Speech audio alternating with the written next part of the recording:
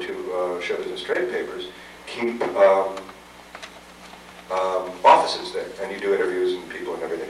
And I contacted some of the folks that I knew and set up meetings and everything, and was going in with her. And it was actually a little bit of a setup. And I said, well, you know Lindsay Dunlap. I said, Lindsay, you know, and she would never tell us who her backers were.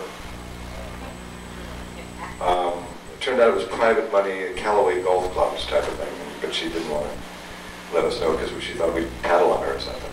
And I said, Lindsay, you know, I'm about to give interviews and they're going to ask me what the budget of the film is, and if I'm in a town, I got to know what the real budget is because the backers will read it. She sort of went a lighter shade of pale and said $15 million. And even by Hollywood standards, by European standards, that's a decent budget. By Hollywood standards, that's still relatively low budget. And I said, I beg your pardon, because at that point we'd spent like, you know, 500,000 or 700,000, something like that. And we had gotten a good half hour of film. So it was looking like for the $3 million, we were going to be in pretty good shape. I asked around and I found out that she'd been coming to Cannes every year, staying in $1,000 suites, having her hair done in the morning and a massage in the evening, and I mean, just had spent the money, and that the film was really a hustle for her. She didn't care about the film at all. This is an answer to your question. That really what it was, she'd made a multi-tiered deal. And at a certain point, she had to deliver. They gave her a certain amount of pre-production money, which she spent. Then she had to start the film, so she'd get the production money. So she started the film. Then they gave her more money. She spent that, not on the film either. And then at a certain point, she had to deliver 93 minutes of film, at which point they'd give her more money for post-production.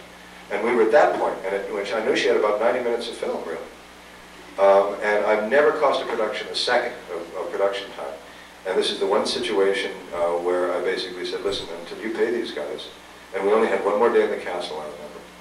And I said, we can't work. I'm so sorry, but we just can't. You've got to pay them what that you owe them. Pay me what you owe me. And the crew was totally behind me. I mean, they knew that they were, you know, getting beat up. And I remember that somebody delivered in literally a brown paper bag, thousands of dollars to my wife and daughter at 4 in the morning in Malibu. And I get a call in Germany from a sleepy daughter saying, Daddy, the eagle has landed. So we gave her the next 2 minutes, and the next day she was gone. And what was her name again? Lindsay Dunlap. She took the film when I got back. She had a beautiful beach house up on Broad Beach in Malibu in a bright red Mercedes. House was empty for, you know, a lease sign on the front. Mercedes was nowhere to be seen. I ended up tracking her down, but, you know, at a certain point, I don't want to walk that road, you know, and I really did walk away from it. And I convinced some of the other guys in Germany who she owed thousands and thousands, tens of thousands of dollars to, that literally wanted to go break her knees and stuff, to say, no, you know, just don't. Just put your energies in the good directions. But so somewhere, there's my version, one of the 2 films that I have on, of the many things that I've directed, where I literally am the director of credit and directed the film. Somewhere that 93-minute film exists. And it's probably on a dusty shelf in Petersfield outside of Oxford, in case anybody's going to England with a stick. Actually, as it turns out, her main problem was that she was on medication, quote unquote. And I realized that when we were at Cannes, and she said she forgot her medication in London. And for 2 days she was a normal person, and very nice and very sweet and completely together. And then she found at the bottom of her purse her pills. And from that point on, she was her old maniacal self, you know. And she did. She took the film, she took the thing I cut for Cannes, she took all the negatives, she just disappeared.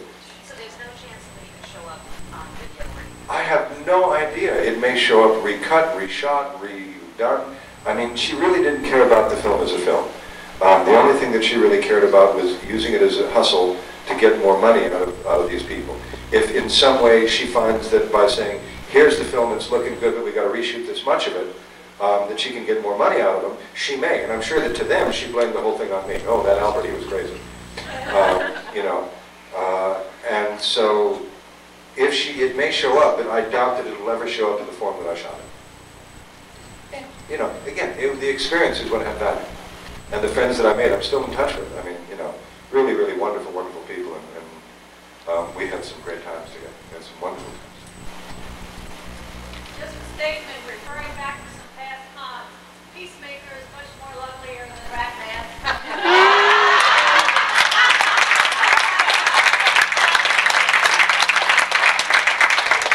Although Rat Man's very Generation X. You know? It's my punk name. Yeah, you guys know all that story, huh? Yeah. Tell it again. Well, you tell the ones, those of you who do know, tell the ones who don't. I had that very briefly. I had a horse ranch in Malibu, and we tore down some old sheds where we'd kept goats for many years, and all these rats came running out and freaked us out. I had to work later in the day on Beauty and the Beast, and we were shooting Griffith Park, and I went in and showered, cleaned up, whatever, got back in the car, and drove an hour on the freeway at 70 miles an hour, and pulled up in Griffith Park to the location. And I get out, and I'd driven by, it was sort of lunchtime, and everybody was at the catering truck. And all of a sudden, women start, and everybody's looking at me, I'm saying, hi, hi.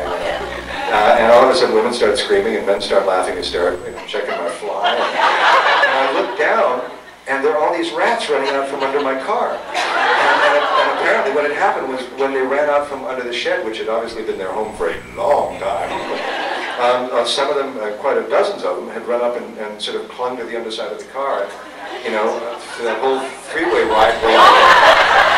And the minute I pulled up and stopped, they ran for it, you know, thinking, oh my God, Griffith Park, we're free, we're free.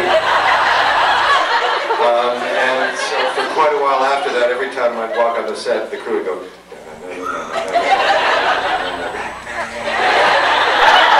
but listen, I'm proud of all my names. One of the things that I've done for years is I have a Native American medicine couple, Coronalacoilota, who make me medicine bundles. And whenever I travel to a country, and I've done it for 18 years in about 27 countries now, I take the medicine bundle with me and I start putting the word out to the indigenous people in that area, usually starting with the hotel staff, ironically enough.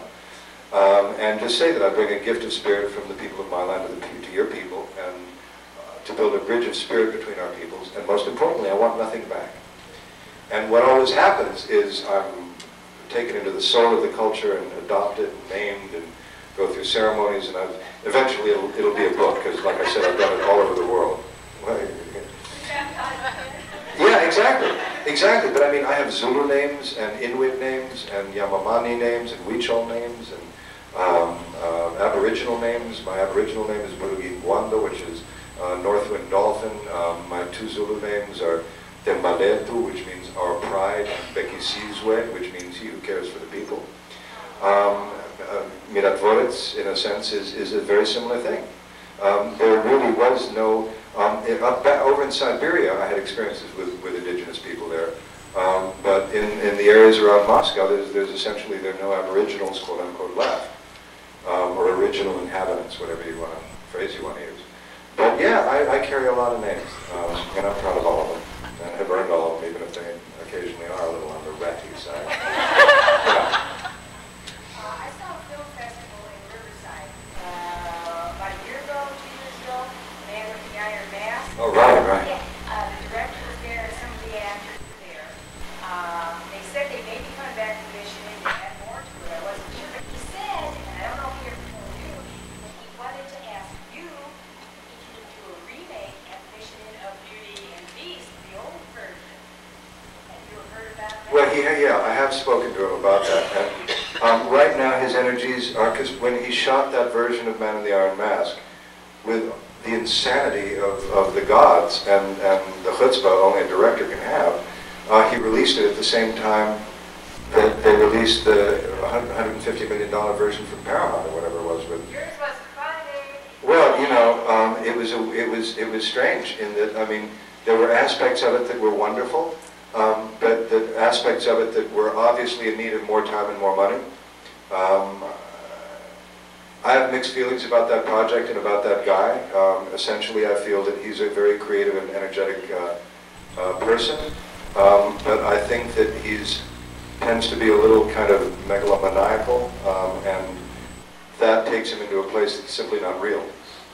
So he thinks that by demanding that everybody else around him agree with, you know, his vision, that eventually it'll happen that way. And I mean, sometimes when you have a certain amount of experience, you know it can't.